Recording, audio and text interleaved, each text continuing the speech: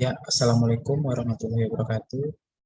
Shalom, Om Swastiastu, Namo Buddhaya, Salam Kebajikan, Tabe Salamat Limunalatai, Salam Sujud Karene Malembang, Adil Katalino, Bajramin ke surga, Dasingan ke Jebat. Arus. Di sini saya akan membacakan sebuah menjelaskan ya pengertian dan ciri-ciri profesi pembimbing dan konseling sebagai suatu profesi dan beberapa sikap-sikap profesi konselor. Sebelum itu, saya perkenalkan dulu yaitu saya dengan nama Hadi Cahyono dengan NIM 2030 2021 60 15 dengan mata kuliah profesi BK dengan prodi bimbingan dan konseling dengan dosen pengampu yaitu Bapak Dr. Sunario AI MPD dengan Werda Fitri BR Ginting MPD. Yaitu bagian pertama yaitu pengertian bimbingan dan konseling sebagai profesi. Sebelum itu kita harus mengerti dulu pengertian dari profesi yaitu profesi adalah suatu jabatan atau pekerjaan yang menuntut keterampilan dan keahlian tertentu dari para petugasnya. Jadi memang profesi ini tidak sembarang orang ya bisa melakukannya. Memang dia itu harus dituntut memiliki keterampilan dan keahlian khusus itu dalam bidangnya. Ya seperti contohnya dokter, dan dan lain-lain gitu. Nah, yang selanjutnya itu bimbingan dan konseling. Nah, bimbingan dan konseling ini sendiri adalah proses membantu individu yang diberikan oleh konselor agar individu yang bersangkutan itu dapat mengarahkan dan mengembangkan dirinya secara optimal sesuai dengan kemampuan dan potensinya. Jadi memang bimbingan konseling ini memang diperuntukkan ya untuk membantu seorang konseli ataupun siswa dalam mengoptimalkan gitu kemampuan dan potensi yang dia miliki, entah itu ataupun ketika ada masalah juga. Nah, itu entah itu baik dalam bidang pribadi, sosial, belajar ataupun karirnya. Nah, selanjutnya itu gabungan dari kedua tadi yaitu bimbingan konseling sebagai profesi ya. Itu merupakan suatu hubungan yang saling berkaitan. Nah, di mana di sana terdapat proses membantu orang lain atau bisa dikatakan pembimbing orang lain agar orang tersebut memiliki pribadi yang lebih baik dalam memahami dirinya yang dilakukan oleh seorang dalam suatu pekerjaan atau profesi ya, yaitu seorang konselor itu tadi. Nah, selanjutnya yaitu ciri-ciri profesi bimbingan dan konseling. Nah, sebelum kita mengetahui ciri-ciri profesi bimbingan dan konseling, ada baiknya kita mengetahui dulu secara umumnya, secara umum dari beberapa ciri dan sifat yang melekat pada sebuah profesi. Nah, yang pertama yaitu adanya pengetahuan khusus. Nah, seperti hal yang tadi dituliskan di awal, yaitu harus memiliki kemampuan khusus. Nah, sama juga hal ini dengan memiliki pengetahuan yang khusus. Jadi memang tidak bisa secara otodidak atau sembarangan orang gitu ya bisa mengambil sebuah pekerjaan profesi ini. Nah, yang kedua adanya kaidah dan standar moral yang tinggi. Jadi memang dalam sebuah profesi itu ada aturan-aturan yang sudah berlaku. Jadi kita tidak bisa seenaknya di dalamnya. Misalnya kayak ingin bekerja dan tidak bekerja masuk enggak itu tidak bisa sesuka hati kita. Jadi memang sudah ada aturan dari sananya gitu. Biasanya sebuah profesi seperti itu. Nah, yang ketiga pengabdi pada kepentingan masyarakat. Nah, memang banyak sekali ya profesi pada dasarnya ya mereka itu mengabdi pada kepentingan masyarakat.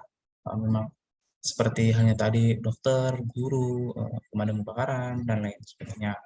Nah, yang keempat adanya izin khusus untuk menjalankan suatu profesi. Nah, untuk menjadi apa ya pekerjaan sebuah profesi ini memang harus memiliki izin khusus. Jadi sudah apa ya memang ada sertifikasi-sertifikasi khusus yang diperuntukkan. Jadi memang hal inilah yang membuatnya uh, memiliki pengetahuan khusus karena memang sudah dipilih itu profesi memang tidak sembarang orang yang bisa dilakukan. Selanjutnya itu ciri-ciri profesi bimbingan dan konseling. Nah, bimbingan dan konseling ini kan ada sebuah profesi. Kenapa? Karena bimbingan dan konseling ini memiliki ciri sebagai satu profesi yang disebutkan di empat tadi, yaitu masuk ke dalam. Nah, ciri-cirinya sebagai berikut. Yang pertama, bimbingan dan konseling ini dilaksanakan oleh petugas yang disebut guru pembimbing lulusan pendidikan khusus perguruan tinggi. Jadi maksudnya bimbingan dan konseling ini dilakukan oleh seorang guru BK yang sudah tersertifikasi atau sudah sarjana pendidikan, terutama pada jurusan bimbingan dan konseling. Nah, yang kedua, bimbingan dan konseling ini merupakan suatu pelayanan kemasyarakatan yang bersifat sosial. Jadi memang tidak bisa dipungkiri ya, bimbingan konseling ini memang berkecimpung dalam sosial itu, masalah-masalah sosial gitu. Nah, yang ketiga yaitu dalam melaksanakan kegiatan yaitu menggunakan teknik yang ilmiah. Jadi memang dalam melakukan bimbingan konseling ini tidak sembarang teknik-teknik yang digunakan. Jadi memang sudah diteliti juga oleh para ahli dan dikembangkan. Nah, itu jadi sesuai sudah ada aturannya gitu. Teknik-tekniknya sesuai ilmiah. Jadi tidak random dan bebas gitu. Yang keempat, adanya pengakuan dari masyarakat atau pemerintah. Nah, hal ini dibuktikan ya dengan yang tercantum dalam SK Mendikbud nomor 25 tahun 1995 yang menyatakan bahwa IPBI atau APKIN, yaitu organisasi dari Asosiasi Bimbingan dan Konseling Indonesia, sejajar dengan PGRI dan ISPI atau organisasi dari keguruan gitu. Nah, yang kelima memiliki organisasi profesi. Nah, yaitu tadi ya, yaitu Asosiasi Bimbingan dan Konseling Indonesia tadi atau APKIN. Nah, yang keenam memiliki kode etik bimbingan dan konseling sebagai pedoman bertindak. Jadi memang melakukan bimbingan konseling ini memiliki kode etik sendiri. Jadi tidak bisa asal dia gitu. Jadi memang ada aturan-aturan khusus gitu. Seperti jaga kerahasiaan itu kan juga salah satu dari kode etik dari bimbingan konseling. Nah, yang ketujuh yaitu para anggota APKIN selalu ada kegiatan untuk memajukan diri. Jadi memang organisasi APKIN ini tidak hanya sekedar perkumpulan ya, tapi memang untuk mengembangkan proses konseling yang ada terutama di Indonesia gitu. Kenapa? Misalnya saja seperti ini.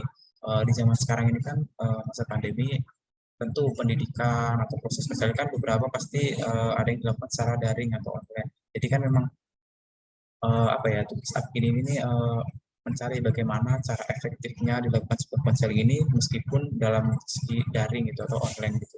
Karena kan sebelumnya memang offline, selalu berkembang. Jadi memang seorang guru BK itu harus selalu mantau perkembangan yang dibuat ini untuk kedepannya gitu.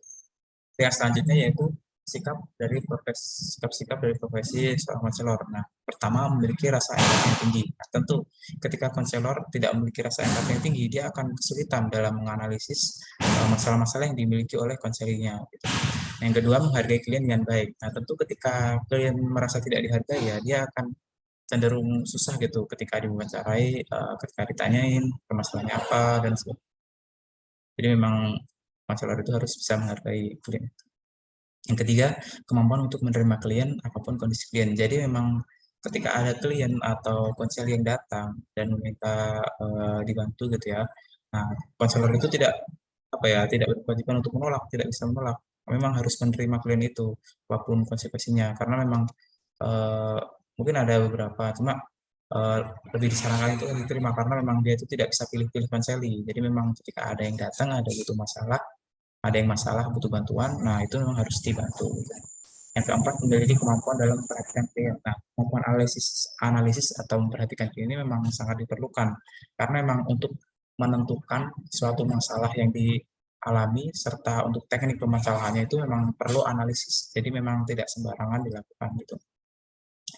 Analisis yang tepat terutama. Nah, yang kelima, mampu menciptakan suasana yang akrab dengan klien. Nah, ketika suasana proses konseling ini akrab, maka konseli juga akan lebih nyaman gitu dalam menceritakan permasalahannya, lalu apa yang dia inginkan, apa yang dia butuhkan gitu.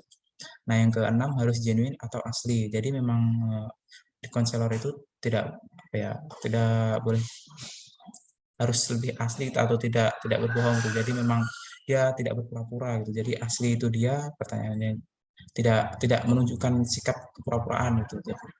Nah, yang ketujuh harus lebih bisa terbuka. Jadi memang konselor itu harus terbuka gitu dalam bertanya, baik itu bertanya pada konseli ataupun sebaliknya. Karena kan ketika konselornya tidak bisa terbuka dan bertanya itu, mungkin konselor juga akan tidak terbuka atau tertutup. Jadi memang akan mempersulit ya proses konseling yang dilakukan.